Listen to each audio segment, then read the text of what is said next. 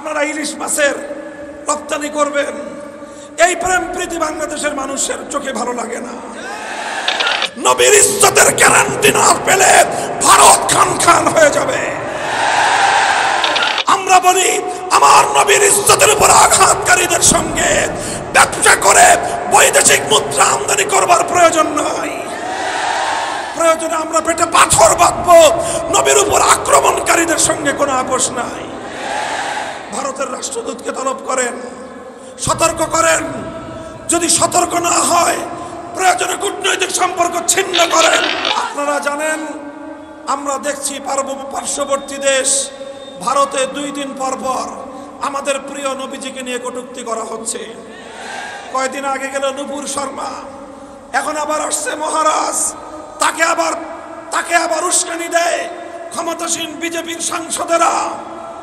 আমরা বলতে চাই, ভারত রাষ্ট্র অনেক বড় হতে পারো, আমার নবীর উপর যদি এভাবেই তোমরা তোমাদের কুৎসারটনের ধারা অব্যাহত রাখো, ভারতের মুসলমানরা মুম্বাই অভিমুখে লাখো জনতার লং মার্চ করে বার্তা দিয়েছে, নবীর ইজ্জতের গ্যারান্টি না পেলে ভারত খান খান হয়ে যাবে। বাংলাদেশের সরকারকে বলবো, ওদিকে তারা রাষ্ট্রীয়ভাবে সরকারি উদ্যোগে আমার নবীর ইজ্জতের উপর আঘাত হানবে, আর আপনারা ইলিশ মাছের রপ্তানি করবেন, এই প্রেম প্রীতি বাংলাদেশের মানুষের চোখে ভালো লাগে না। বলবেন রপ্তানি করি বৈদেশিক মুদ্রা আমদানি করবার জন্য। আমরা বলি আমার নবীর ইজ্জতের উপর আঘাতকারীদের সঙ্গে ব্যবসা করে বৈদেশিক মুদ্রা আমদানি করবার প্রয়োজন নাই। প্রয়োজনে আমরা পেটে পাথর বাঁধবো, নবীর উপর আক্রমণকারীদের সঙ্গে কোনো আপোষ নাই। ভারতের রাষ্ট্রদূতকে তলব করেন, সতর্ক করেন, যদি সতর্ক না হয় প্রয়োজনে কূটনৈতিক সম্পর্ক ছিন্ন করেন। আমার নবীর ইজ্জতের উপর আক্রমণ আমরা বরদাস্ত করি না। কাদিয়ানী সহ যারা আল্লাহর নবীর খতমে নবুয়তের উপর আক্রমণ করে, নবীর ইজ্জতের উপর যারা আক্রমণ করে, সংসদে আইন তৈরি করে এই সকল অপতৎপরতার দুয়ার বন্ধ করতে হবে।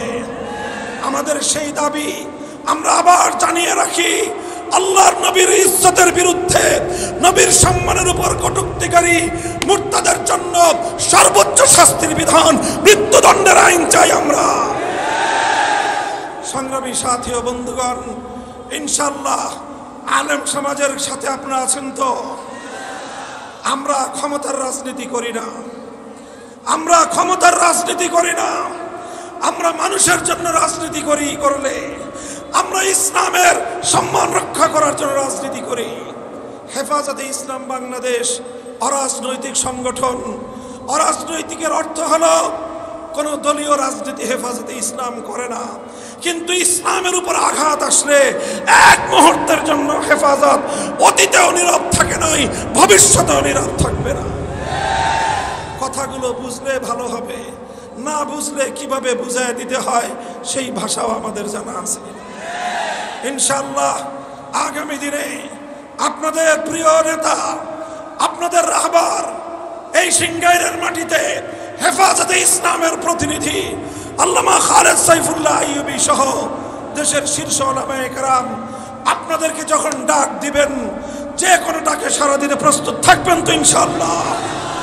যতদিন বাঁচবো ইসলাম নিয়ে বাঁচবো, যদি মরতে হয় আল্লাহর দ্বীনের জন্য জীবন দেওয়াকে জীবন বাঁচিয়ে রাখার চেয়ে শ্রেষ্ঠ মনে করবো ইনশাআল্লাহ।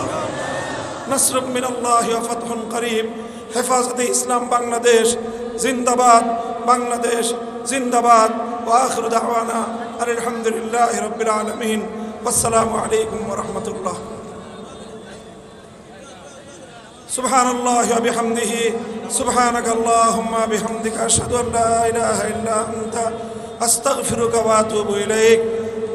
আল্লাহুম্মা আমিন বিরহমাতিকা ইয়া আরহামার রাহিমিন। ইনশাআল্লাহ এখানেই